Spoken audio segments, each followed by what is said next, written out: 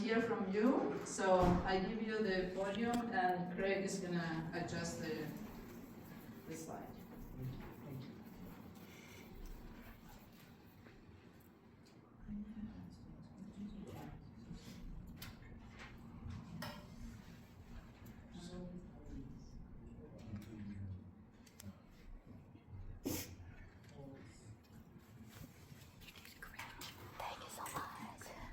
So, good afternoon, everyone. Thank you again, Pat, for the wonderful words that you said, and thank you again, Pat, Jeff, everyone, for this incredible opportunity just to be present in this room. I'm just let that sink in for a while. I'm just telling myself and just realize what has happened today. But thank you again for everyone being present here online, virtually as well.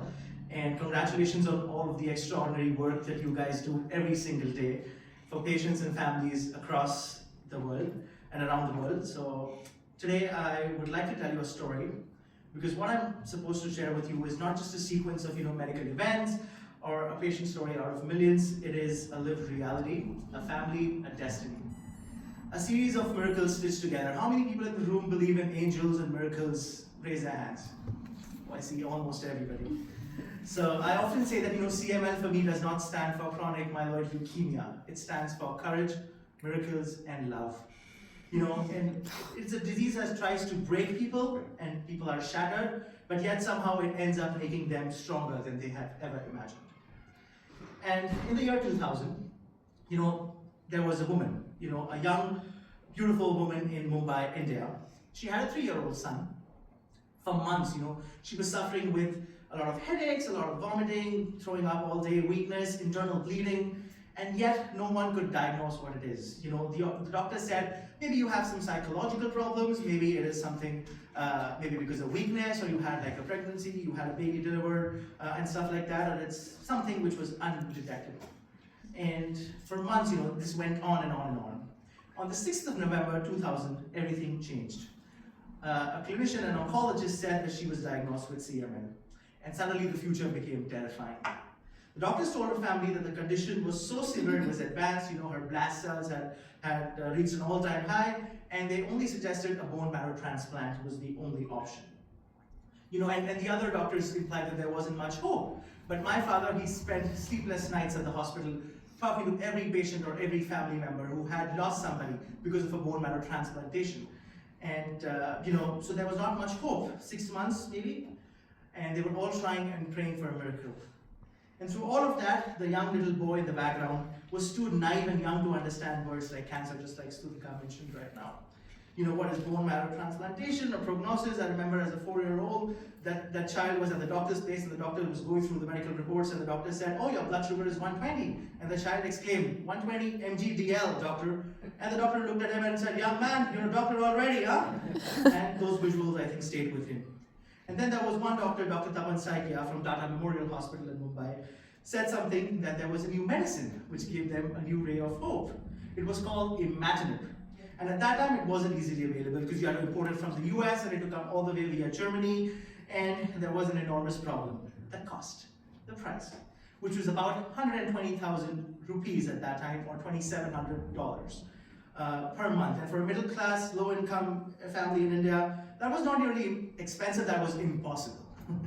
And the father already stopped working, all his nights in the hospital, sitting just beside the mother's bed, hoping she would make it through another morning, praying relentlessly.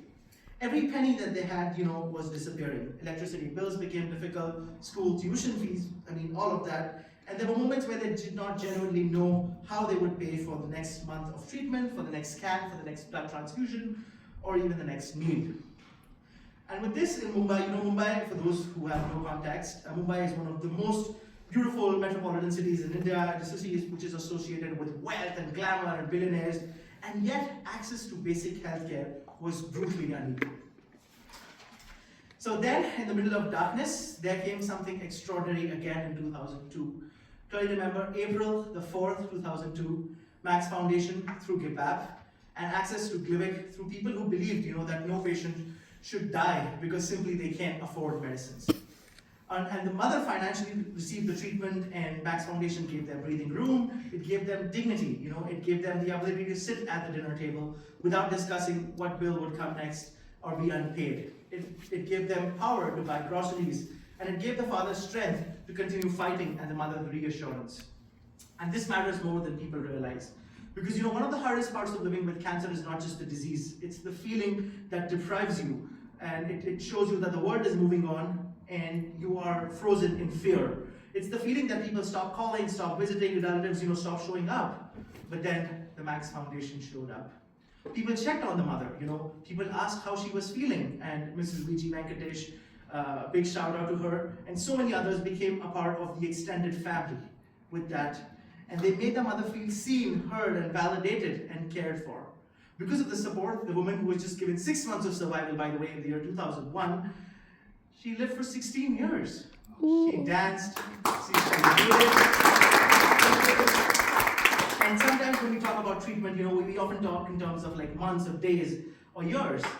But we should talk in terms of moments, because that little boy, who is not so little anymore, and I have the picture of my mom. She looked like a diva, by the way, in the early 80s and 90s.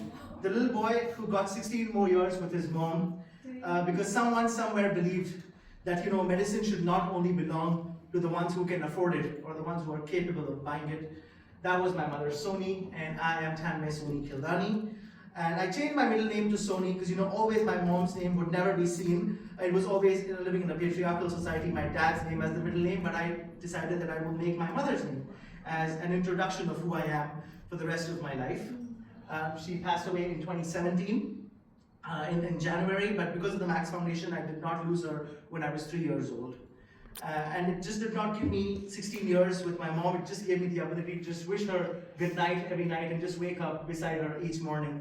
And she loved celebrating my birthdays, by the way. There would be a big giant cake, always a themed birthday party. Sometimes it'd be Superman, Spider-Man, superheroes, always. She loved splurging on my birthdays. And I think some of my happiest memories with her is because of I think, her getting the medication on time. So thank you again, and there would be music and dancing, and then one of the pictures that I'm sharing today again is of her in the hospital. As you can see, she would always cling on to that picture of me. I think she said that this is my willpower, this is my strength, that whenever I go for my blood transfusion, I know that I have to return back home, or for my bone marrow test, that I know that someone back home is waiting for me. So she would always hold the picture of me and cling on to it with her in the hospital, and that would give her strength during her most painful moments. She was getting her intrathecal chemotherapies, which is a very painful lumbar puncture procedure, and stuff like that. And she had started losing hair as well, alopecia again. But yeah, somehow I just want to thank everyone present here today. Even when everyone had given hope, you kept fighting for us, and you were the reason behind her tremendous willpower. And she always wanted me to become a doctor or a physician, and I did my dental surgery back in India, and I just completed my master's in health administration from the University of Washington. And sometimes life comes full circle in unbelievably just astonishing ways. When I did not realize that a Max Foundation was founded here in Seattle, Washington, the place where I decided to call home. And for the last 3.5, 4 years, I've been living in Seattle. But it was only closer to graduation when I suddenly stumbled across this post which said Max Foundation in Seattle, and it blew me away. And Pat herself was a graduate from the University of Washington, and I learned that the office was also located miles away from where I was. And when I told my father this, he was surprised. He didn't say anything. He was like, wow. Because I had fought with him to come to UW when he wanted me to go to the East Coast, because most of my dad's side of the family is in New York and New Jersey. He said, why are you going to Seattle? I mean, who is there to take care of you? Nobody. You will have to start from scratch, build connections.